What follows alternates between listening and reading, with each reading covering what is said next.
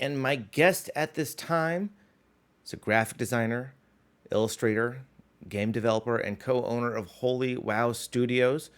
She's one of the brains behind Trombone Champ and most recently made available on the Nintendo Switch and highlighted in the latest Nintendo Direct.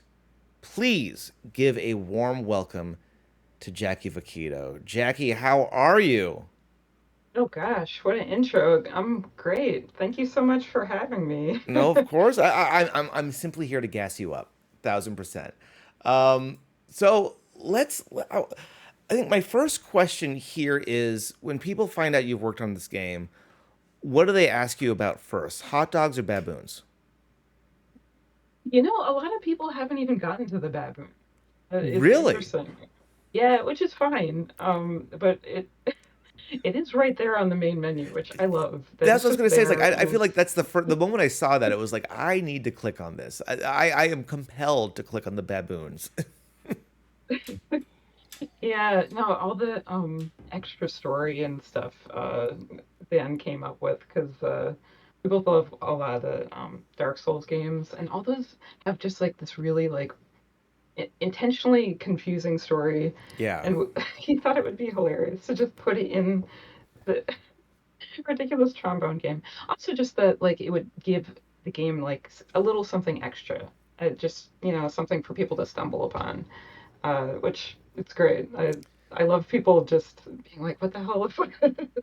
Well, no, it's smart because I think of like I mean, what the easiest analogous game one obviously thinks of is something like a Guitar Hero or something like that, where there is a single player experience, but typically that was always a party game, right? I play it in my basement with my college friends or what have you.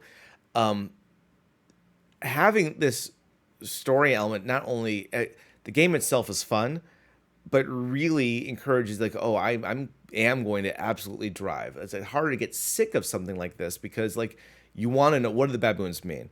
What? Why do they keep popping up? What is this thing that I only have two S's and I need four for? Like what's going on here? Which is driving me insane because I'm not that good at the game, so I'm having I'm struggling, but I'm excited to Yeah, find out. yeah, no, it's not easy. I mean, it even took me a while to get good at getting S's. I think on Steam, I still haven't gotten all of the achievements.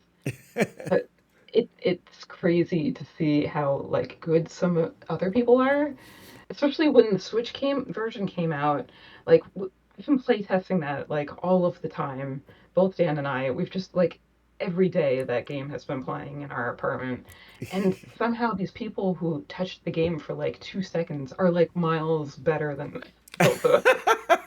Amazing.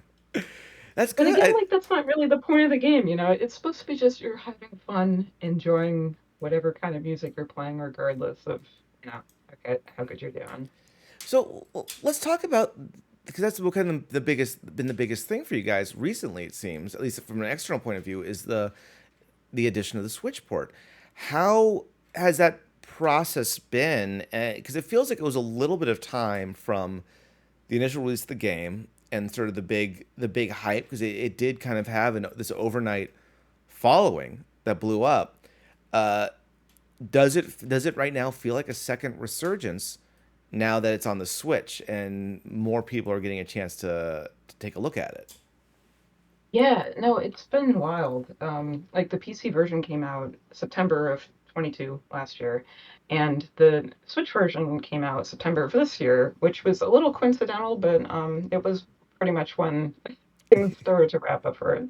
Um, Interestingly enough, the Switch version is much more has much a bigger Japanese audience, so it's really fun seeing, it being enjoyed like globally.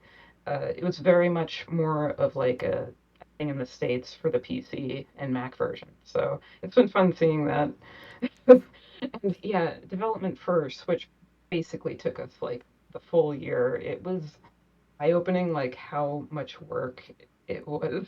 I knew there was going to be some stuff. Like Dan does all of the coding and I do some of the art. And he's really the main guy behind the game. I'm just his helper, but like for for a game that really took off fast, we needed like more people than just two. So Yeah. there ended up being a lot of little shenanigans that needed to be taken care of. And yeah, PC development and putting that up on Steam is one. It takes time, but with Nintendo, they need just so many. There's just so much of an in-depth process that they need, and I think it was kind of a surprise to both of us. But it was very interesting, and I'm just happy that it's out now. Yeah, I'm sure. A weight off your shoulder, so to speak. Uh, Yeah. is the challenge more from a like the addition of like the motion controls and coding around that, or is it more just these like standard practices? Because Nintendo has always been very, I don't want to say strict, but Nintendo has been very like they hold their stuff close. Is that even going back to the original Nintendo, having the big like Nintendo seal of approval thing, they didn't want just anyone making games for their platform, and I think there's some of that mentality still. So was that more of the issue? It was both, yeah. Definitely, there was a lot more of a process to get things approved that we weren't aware of. They a lot of extra little details and technicalities to just be aware of, which I think actually it's kind of true of a lot of consoles. I'm very interested to know how like PlayStation and Xbox deal with it. I'm sure it's a little similar. Uh, but yeah, I think launching on consoles is like a completely different animal than just PC, which is all that we've done in the past. We've just made like little web games and we've made like a little arcade game. So this was definitely like a real new thing for us, and we had to like hit the ground running. Oh, I bet, I bet. So let's talk about like, let's kind of go to these sort of beginnings here. 'Cause you've had this isn't your first game. This has been the one that's blown up. This is the biggest one. Um, How about like how did Holy Wow get started? What kind of kicked off this whole thing? I mean, it's definitely been Dan, and I've just been along for the ride. But the two of us, I feel like we have an interesting relationship. We're married, and when we were first dating, Dan was he always has tons of ideas. So he's like, let's make this, let's make that. And we did a few game jams, which was fun. A lot of typing games, which our first one came out a long time ago. Our first one was a spoof on Mavis Beacon teaches typing, if you know that Oh game. yeah. It was kind of just like a joke on like it didn't teach you typing at all. It was called Icarus Proudbottom Teaches Typing, and it had like a bizarre story, and it was one of a game jam game, so we made this thing in like 30 days. But well, like Dan was coding and I did almost a good amount of the art. And he did the art too. But between the two of us, we got it done in like 30 days. Besides that, we did more typing games for some reason. Which is interesting. There's like a little niche out there for typing games, which really opened our eyes. There's definitely like a really small but powerful like fan base out there for typing specific games, which is really interesting. Yeah, on one hand I find that interesting, but at the same time, like the more I think about that, it's like, especially people of a certain age who grew up with those early DOS, like the Beacons, the Mario teaches, That's what I had. Yeah, right. yeah. So like there's probably absolutely the nostalgia thing. I'm shocked that people haven't, for lack of a better term, typed into that further, right? Like, and you guys currently have one that's up over at a bar we got to meet in person at Wonderville. Well, you have one of your games up over there right now.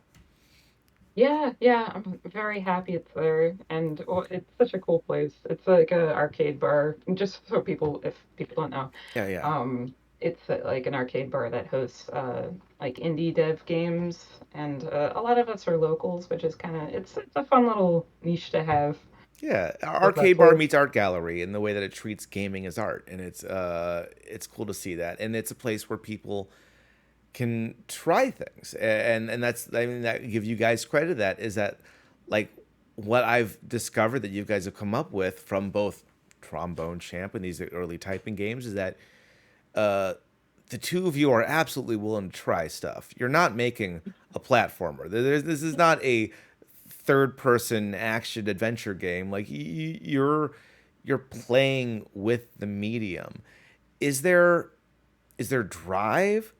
to try to do something normal, or normal feels pejorative, and not really what I mean here. But is there ever a want to do like something a little more in the lines, or are you guys in full like the weirder the better? Let's balls to the wall. Let's go. Definitely the weirder the better. That's Good. definitely one of Right Dan's answer. mantras that like if he's just trying to do stuff that's not been done before or do stuff in a way that it's not done before, which is really hard. I mean, we have lots of ideas of what we want to do next, and I think each of them have a little bit of a niche of something that hasn't been done before, but it's hard. And I don't know. It's exciting though because both of us were able to focus on game development full time after Trombone Champ came out. So That's we great. have the time and the means to really focus on something really stupid. It's good. I mean, you look like a big trend. Um, and actually, I would love to get you guys take on this as someone in the industry. Like a big trend is often developers don't get to take a chance, don't get to do that. They have to take on uh, a publisher's project. Look at, I mean, what's the big thing in the news right now is Rise of Kong, this King Kong game that like everyone's crapping on because it looks like Yeah. PS2 era graphics by a team that I had looked at it before. They had done something that was actually pretty well regarded and good, but was kind of niche. And so they took this on, were forced to do it in under a year, and everyone's shitting on it, but that paid the bills. Like, as you guys as an independent studio, and with some of the success of something like Trombone Champ, uh, is there either temptation or on the other flip of the coin fear that a publisher comes in like, you guys did a great job, can you please take my franchised IP and do this in a half hour for me, like? Oh man. I don't know. Like both of us do some freelance on the side, but I think for our next project, we really want to focus on something that's ours, just because it's so it feels so precious to actually have the means and the time to focus on something like our own project for, without having a 9 to 5 in the way. Because Yes, we've been yes. doing like, especially like Dan, like he is so driven. He like works so much like after a 9 to 5. So like having some breathing room is gonna be really nice. Um, But yeah, no, I mean, both of us do little freelance on the side, whether it's like just strictly coding or illustration or uh, just general design. Yeah, that's good, but like you're unlike before, you can now like put more of your resources and your what you've made from Trombone Champ and its success, put that towards a next game. Is Trombone Champ done in a way that Not is any quite. game ever done? But No, not quite. I mean, even as we speak, we've been working on more localization. Um, we really wanted to launch with a lot more languages mm, when the Switch version came out. But we were on such a crunch, and so we definitely needed to get Japanese in there because Nintendo had mentioned that it would make for a good contender for the Direct, and I mean, it seemed natural, it being on the Switch, having it localized in Japanese. Um, we had initially anticipated adding languages after release, but since they seemed interested in it, it kind of lit the fire under our butts to like do something about it beforehand. So we rushed to get that done, oh which boy. we were able to, and I'm really happy about.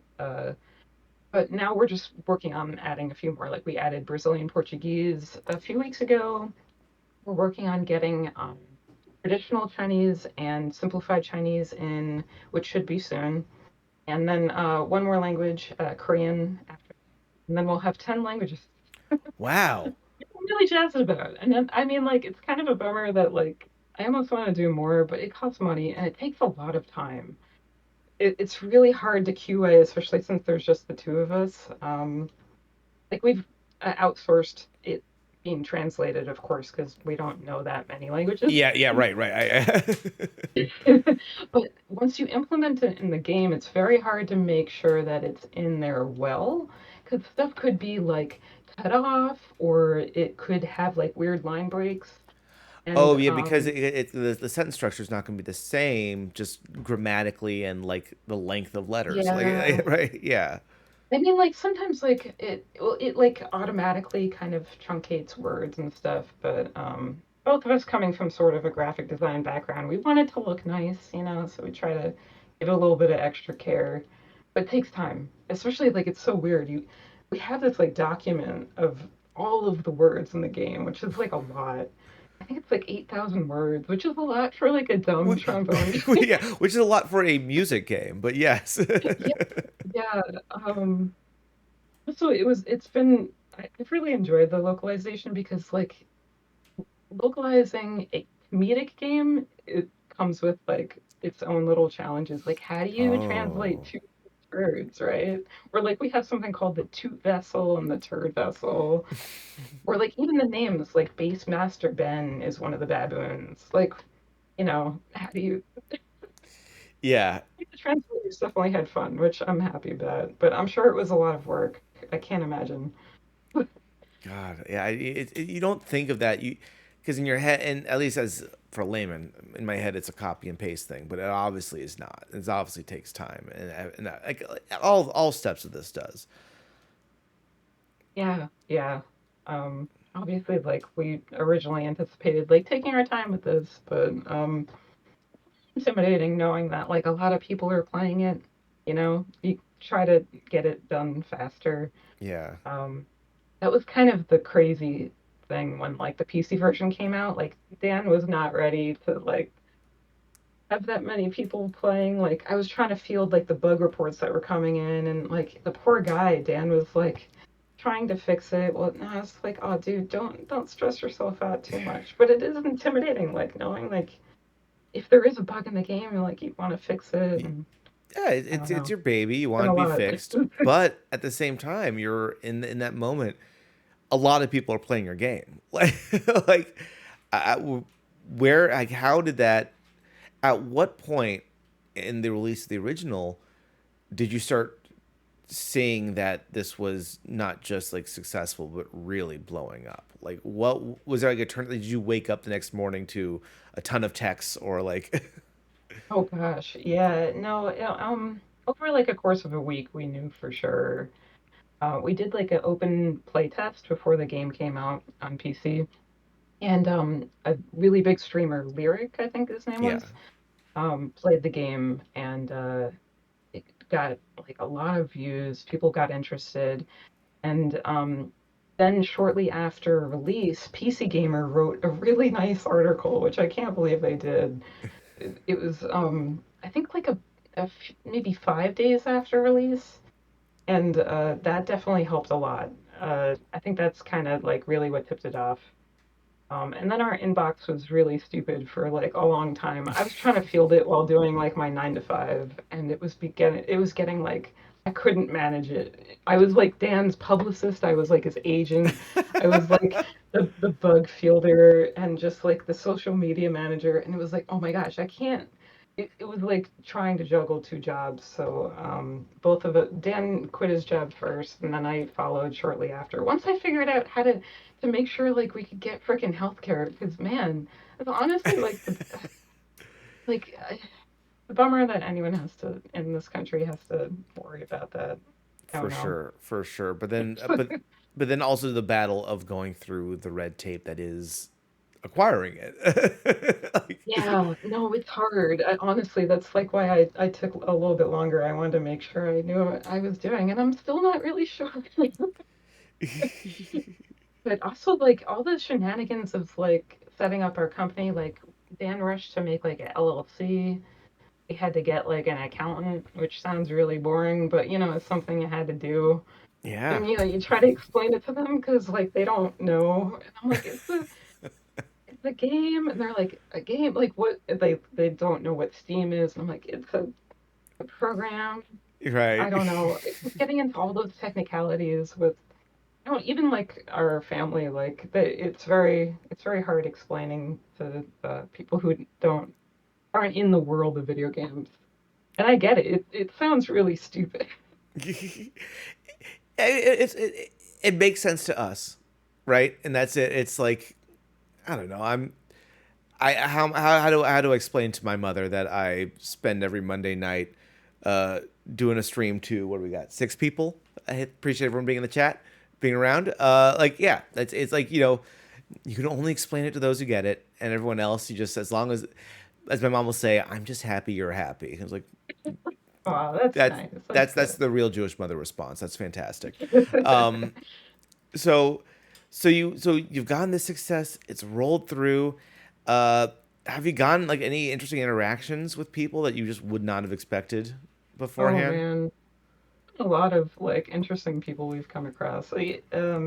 Especially when we did the open play test, we realized that there's like trombone, like real trombone playing like personalities on the internet, which I like. Of course there are. There's always like something on the internet. It was really exciting, like meeting them and also just like all like the various non-video game playing people who came across the game, like orchestras were interested in the game, which is really charming.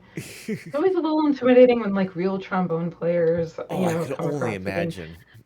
I mean, because like a bit of the game puts trombones in a good light, but some of it is questionable, and I don't know how people take it. And Well, it depends on how much they like hot yeah, dogs. that's true. That's true. Well, I mean, I hopefully they do because it's a big deal. I'm trying to think.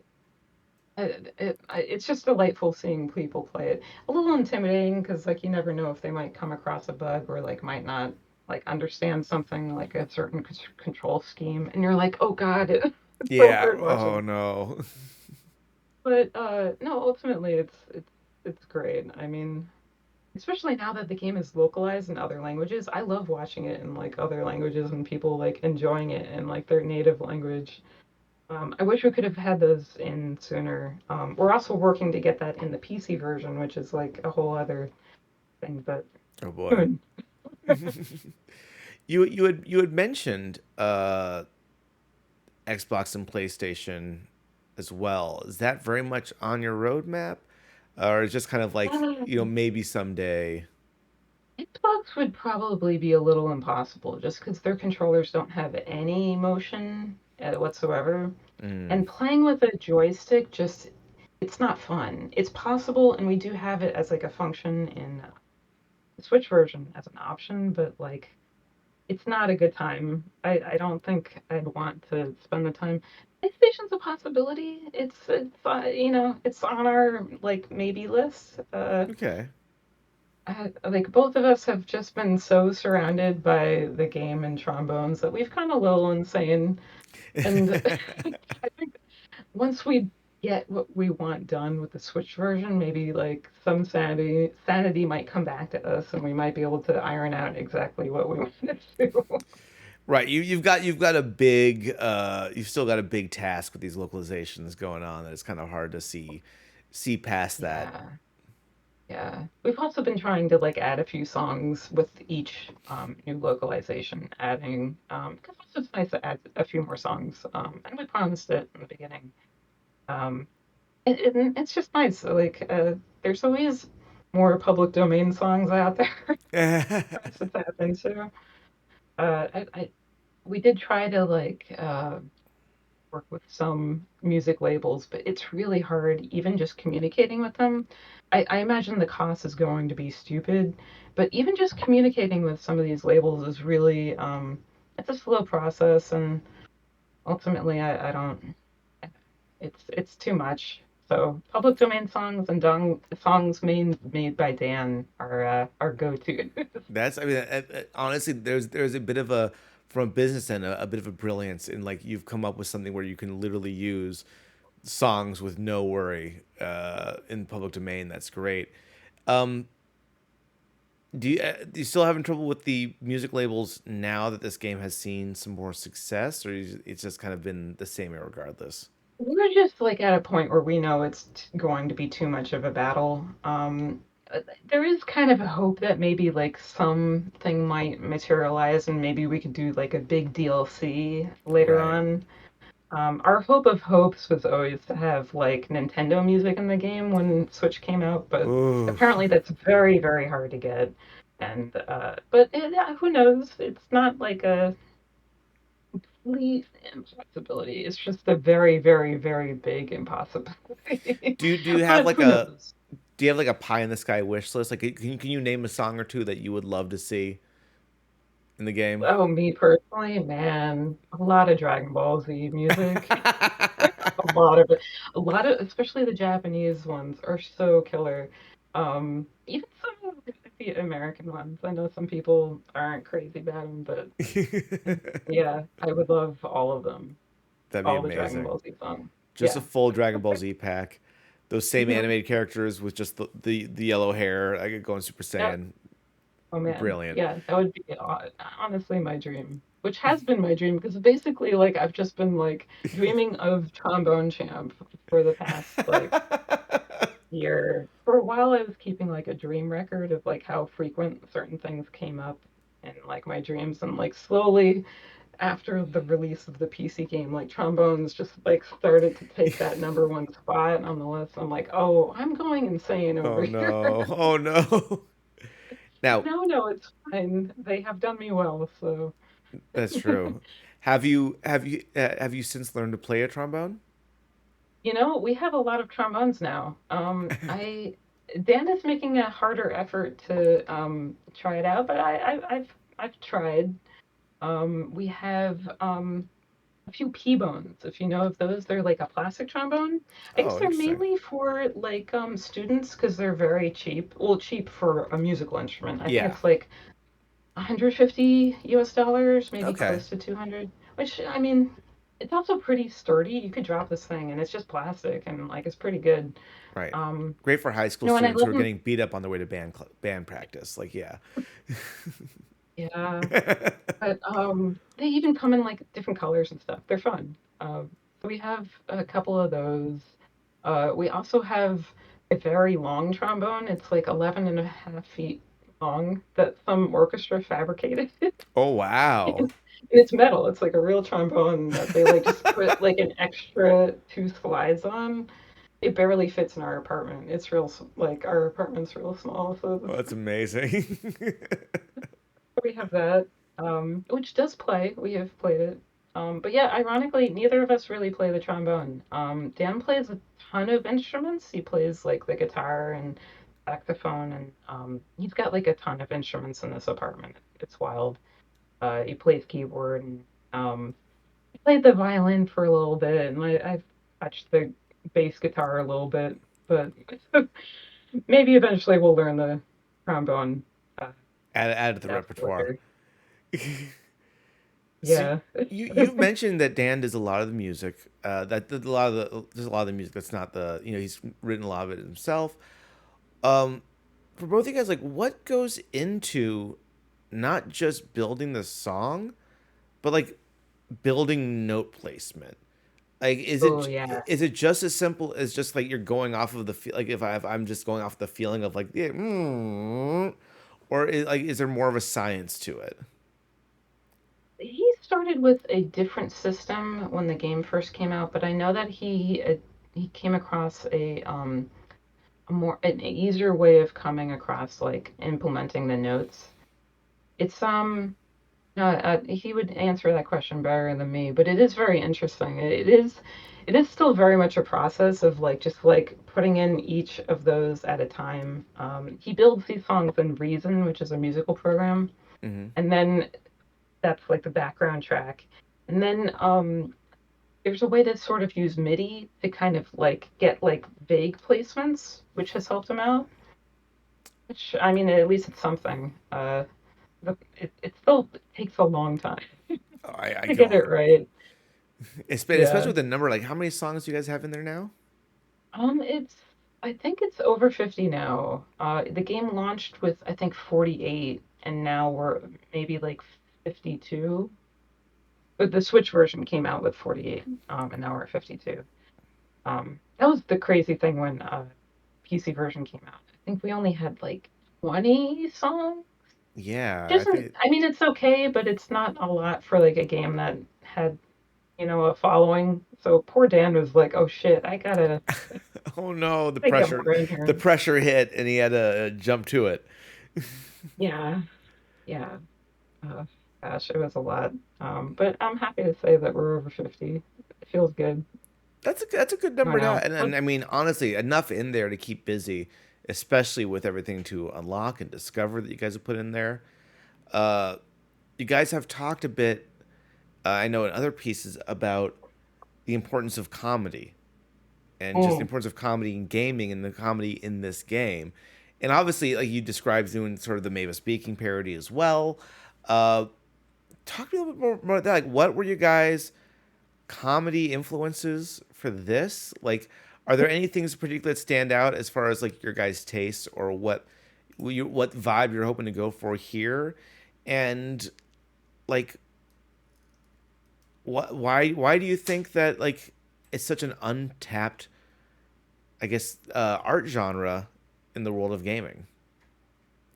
I think like not to toot our own horn too much, but I think what Trombone Champ does well with comedy is that it's not it's not like forcing the comedy at you. I mean, it is sometimes with the cards and like the baboons and stuff, but like when playing, like the comedy is you are making the funny stuff. So it feels more of like like you're involved in it, like and feels less like that it's like forced or anything. Hopefully, I mean that's the hope. I think you're doing a good job with it. Absolutely. Yeah. Um, I mean, Dan's always been like the funny one, but some of our like favorite comedies are like Kids in the Hall, if you know them. Yes, absolutely. I think right before Dan launched the or pressed the button on like launching the PC version, we kept referencing one of their skits called like letting the monkeys loose. It's you have to look at it. It's good. I'm trying. I haven't watched a lot of I've watched the newer one, but I haven't watched any of the older ones in such a long time. Oh But gosh, like I know there's so many too. Like it's oh yeah. even I've watched all of them like a bunch, but even I forget. I mean, like there's a ridiculous amount, which is great. Uh, no, and we were talking about letting the monkeys loose. Yeah, do it eventually.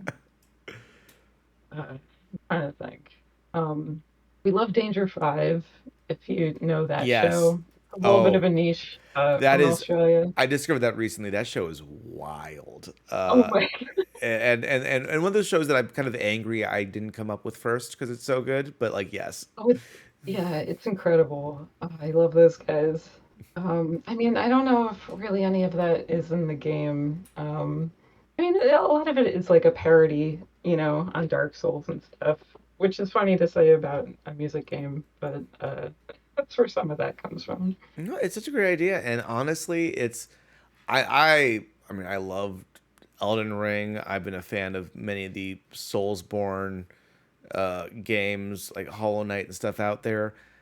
But it's a genre that takes itself too fucking seriously. I I know. made my joke in the show earlier, just like that's what they all feel like, and it's just kind of one of those things. It's just like, okay, lighten up a little bit. Like, yeah, can you do this?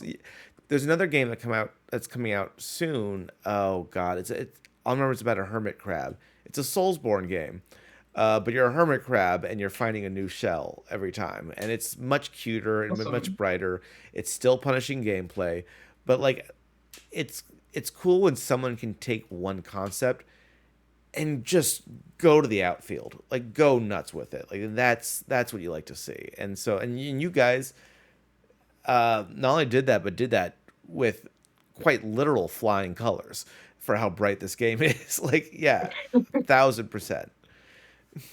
Oh, well, thanks.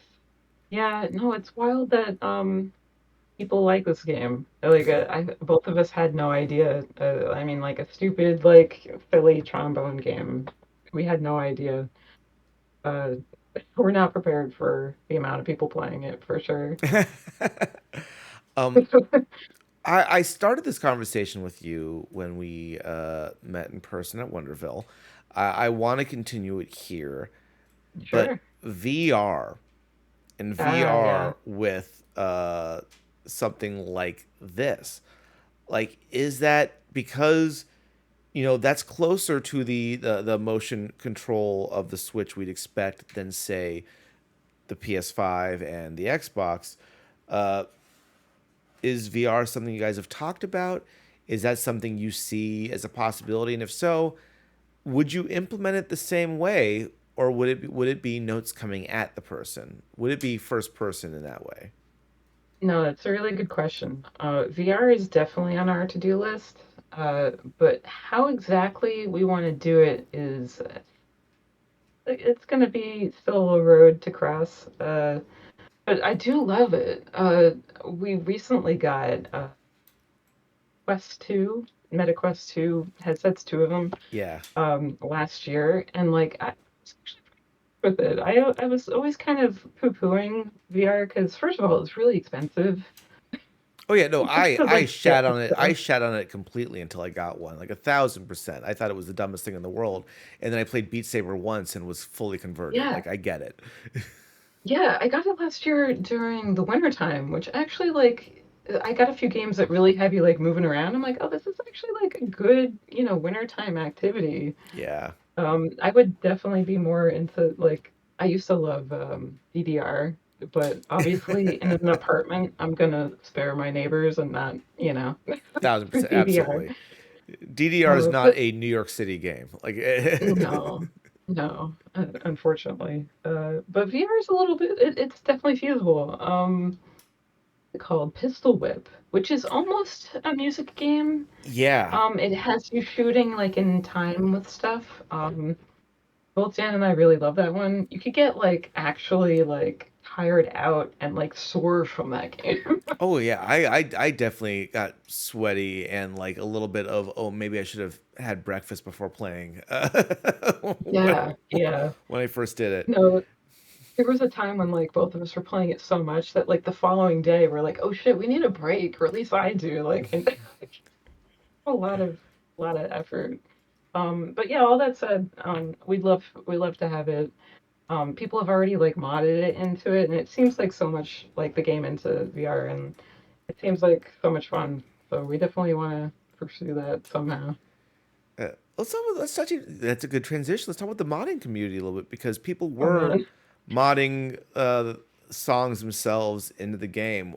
What was it like seeing that people were getting so passionate that they were adding to it with like music they found that they wanted to play? Like, what is that experience like to see? And are you close enough to it that you can watch it and be like, that's not the note placement I would have done, or or is it just like you're just along for the ride? I mean, we're definitely along for the ride. It's incredible what the modding community has done. It, people, I mean, obviously, like people love that about the game, and so many people have dedicated like a lot of time and effort into it, which is really just humbling and like an honor that they care so much. Yeah, But for it is sure. wild. Like it's hard on our end because we really can't touch it, and people email us with like problems with their mods in the game, and we're like, legally, like we actually can't help you there, and like I'm sorry. But keep it up. Like, Yeah. No, it's been a difficult line to, dance around. But I'm happy that they're there. It's crazy. It's wild. that's great. Um, I'm gonna let you go in a little bit. Before I do, I got through the final question here is what's next for Holy Wow? Like you've talked a little bit about what's next for Trombone Champ, and you guys are working on this localization. You've got some things here and there, but you've briefly mentioned some ideas. Like, what are you guys feeling now that you are, at least from this game, a little on the solvent side and have a little more of the freedom of your day to day life? What are you looking to next for inspiration? Anything you can tell us that's not feeling like you're spoiling anything. Yeah, And no, if I'm we getting have. an exclusive, that's even better. But I fully understand it doesn't have to be the case.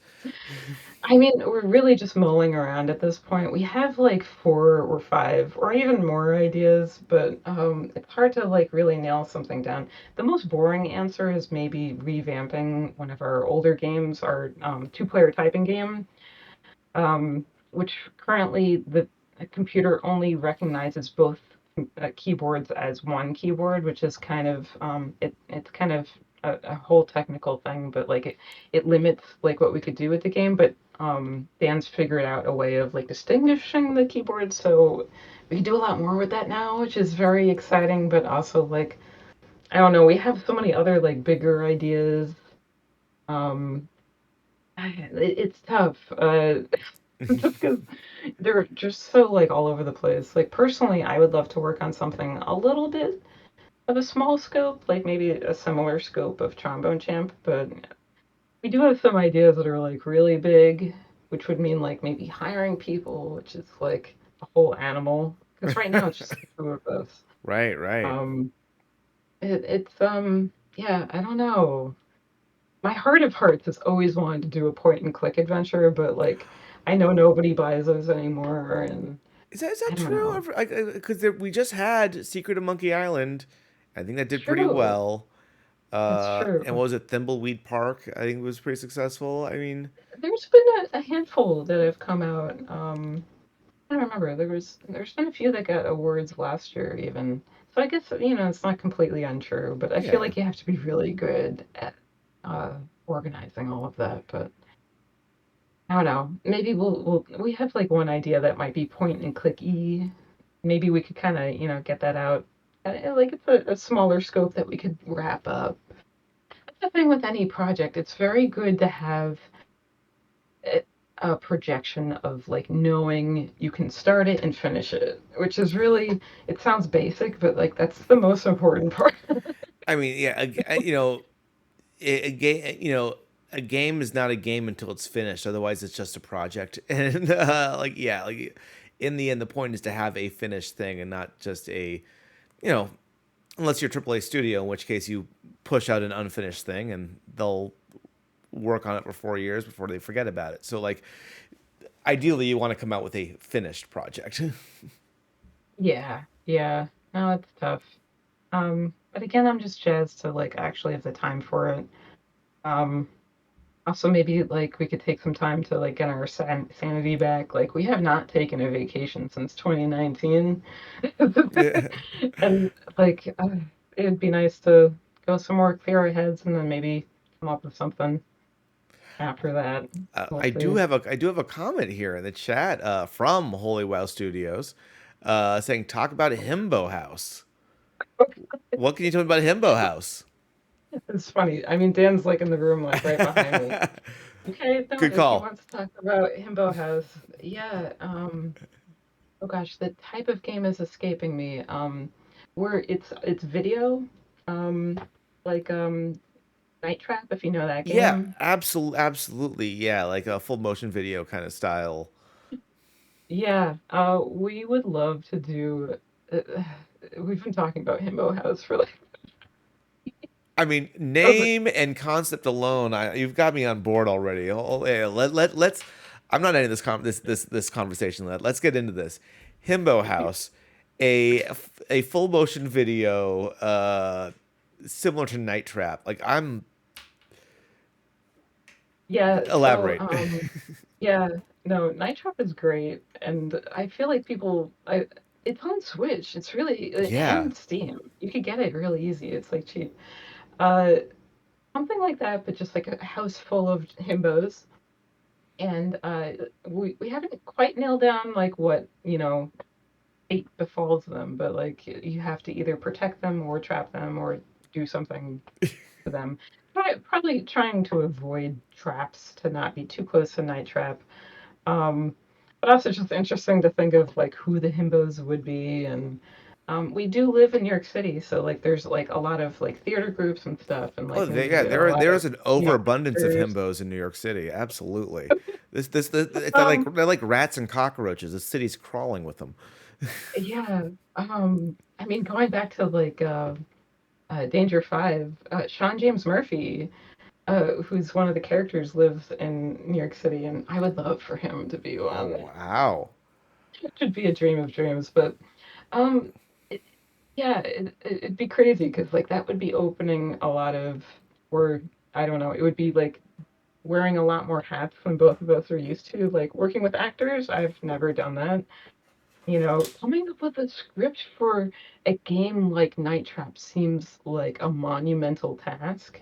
It does seem fun, but at the same time, like I almost don't know like where to begin. Like I would almost want to make like a like a version that's all like just like stick figures that like I animate and then hand that off to like a film group to like film. Just because like I feel like if I gave them a script or anything else, like I would forget something or I don't know, it feels like a lot of moving parts. Like with Night Trap, all of the bad guys are just like these guys and like they look like trash bags. Oh So yeah. like when one of them gets caught, you kind of don't notice that that particular one got caught, because there's other guys in trash bags just mulling around, which is really the genius of that game. Like They built it in a the way that they could player, they could cover their ass. yeah, it's kind of a yeah. It would be a lot of work. It does seem like I don't know. The name is so funny, Himbo House. I mean, like we've played a lot of Night Trap, so this kind of like really scratches an itch for both of us. Again, this would be like a big project. So like I don't know if this would be our next or maybe like a project that like we might have ongoing while we work on other things. I don't know. That's I think Himbo I House. think it's possible, and you're absolutely right. There are a number of black box theater troops that are probably dying to try something this wild. So I'd say never. Himbo House, 2024, maybe 2025 on the horizon. Love to see it. Love to have you guys back on here to talk about it when it's ready to roll. Well, we'll see. Yeah. Who knows? Well, Jackie, thank you so much for being on the show. I really appreciate it. It was great talking with you. Oh, likewise. No, thanks for having me. This is so fun. Good. It's a And great show. before I let you go, just tell people where can people find you and Holy Wow and like where can how all the Yeah. promotional stuff. Your time to shine. I mean, like we mostly go by Holy Wow Studios on all of our socials. I mean, I think all of the trombone champs out there have been like taken by fans, which is fine. We also just can't manage like both. It's too much. Yeah, so Holy Wow Studios around, and trombonechamp.com if you need like just the basic, bread and butter stuff. Yeah. There's news and stuff on that site too. If you don't like social media at all, you could just go right to the website. And if you don't like social media, we fully understand why and get it. Uh, Yeah. in this day and age. It's a mess. Yeah. It's All right. wild.